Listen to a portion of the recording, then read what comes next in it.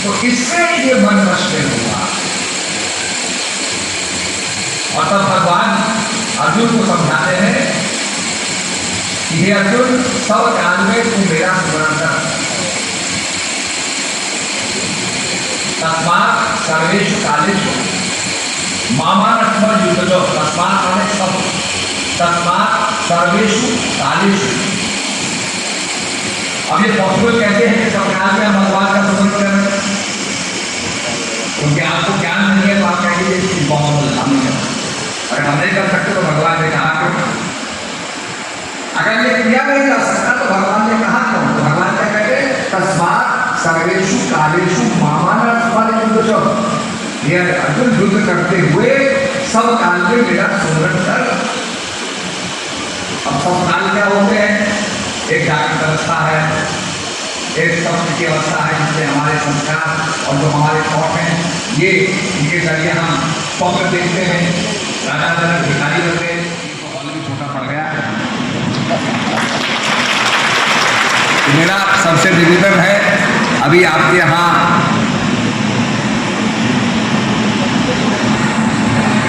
एक प्रोग्राम आपके यहाँ होना है, वो हुआ नहीं।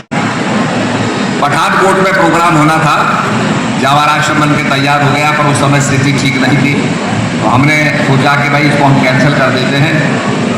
तो वो कार्यक्रम भी आपके यहाँ होना है, तो सत्संग का और भी आपको लाभ मिलेगा। हम पटियाला जाने वाले थे, पर पटियाला में इतना ज़्यादा पानी आ गया तो हम यहाँ जल्दी पहुँच गए। एक दिन में 2 कार्यक्रम नहीं हो पाते, पर चलिए वहाँ भी हम आएंगे। आश्रम बन के तैयार हुआ है तो पटियाला भी हम नीचे पहुँच में आएंगे। इस समय जो आपदा के अंदर ग्रसित हो गए हैं उनकी मदद करनी चाहिए। हमारे आश्रम की तरफ से भी मदद होगी। अभी हमारे हरिद्वार में भी हम बहुत लोगों की मदद कर रहे हैं जिनके घर पानी में डूब गए हैं, पर थोड़ी वर्षा रुक जाएगी तो पानी भी बह के निकल जाएगा और सब कुछ सामान्य हो जाएगा। तो मैं आपसे यही कहूँगा कि जीवन के अंदर उस ज्ञान को हम समझें। लोग बद्रीनाथ जाते हैं, भगवान बद्री विशाल ने तपस्या की, सहस्त्र कवच राक्षस को मारा, एक कवच उसका बच गया तो भागा और उसके पीछे अर्जुन भागा और वो फिर द्वापर युग में पैदा हुआ। द्वापर युग में पैदा होकर के वो कर्ण के रूप में आता जिसके पास कवच था, और जो नर होता है वो अर्जुन बन के आया, फिर उनकी लड़ाई हुई। पर कहने का मतलब हम ये नहीं समझते हैं वो ध्यान क्या था।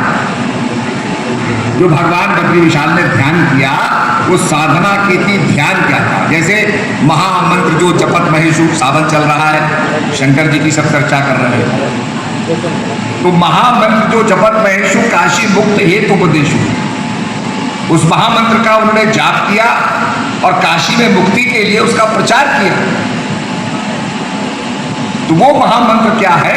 वो जानने की चीज है। बाकी तो मंत्र शास्त्र में लिखे हुए हैं, पर उनसे भी बड़ा, उनसे भी पावरफुल वो है महामंत्र।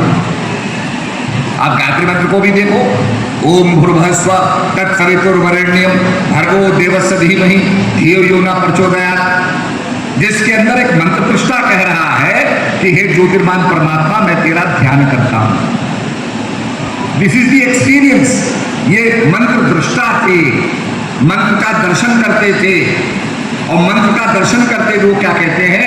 मैं प्रकाश का अनुभव करता हूं। उसी प्रकाश के बारे में गुरु नानक देव जी कहते हैं, जैसो चंद्रमा हो में सूरज चढ़े हजार, एते चांदना हो या गुरबिन घोर अंधियार। It is the inner light, it is the cosmic light. ये फिजिकल लाइट नहीं है फोटॉन्स की, ये स्पिरिचुअल लाइट। राम भक्त चिंतामणि सुंदर बसर बसे करो जाके गुर अंदर, परम प्रकाश रूप दिन राती, नहीं चाहिए कुछ दिया को तुम्हारा। और यही नहीं कि हमारे शास्त्रों में उसका उल्लेख है।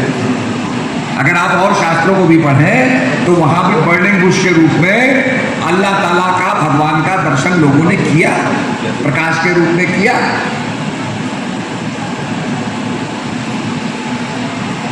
तो वो ऐसा प्रकाश है जिसके लिए भगवान कहते हैं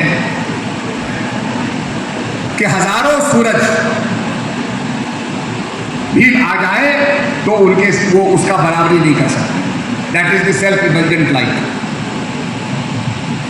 चंद्रमा का प्रकाश, सूर्य का प्रकाश, अग्नि का प्रकाश, इससे भी परे। तो ऐसा प्रकाश का ज्ञान सदगुरु महाराज देते हैं। पहले हम सत्संग सुने, अपने खेत को फर्टाइल करें, शंकाओं का निवारण करें। तो इन्हीं शब्दों के साथ सभी प्रेमियों को मेरा तो आशीर्वाद। और अभी आपको श्रद्धेय जी भी सुनाएंगे, आपको दर्शन भी होंगे, तो शांति बनाए रखें और हड़बड़ ना मचाएं। हमने कहीं जाना नहीं, हम बैठे हुए हैं, हम बैठे रहेंगे, तो इसलिए हड़बड़ ना करें। तो जो लाइन लगेगी आराम से लाइन पे दर्शन करें, सभी को मोबाइल दर्शन होंगे। इन्हीं शब्दों के साथ सबको मेरा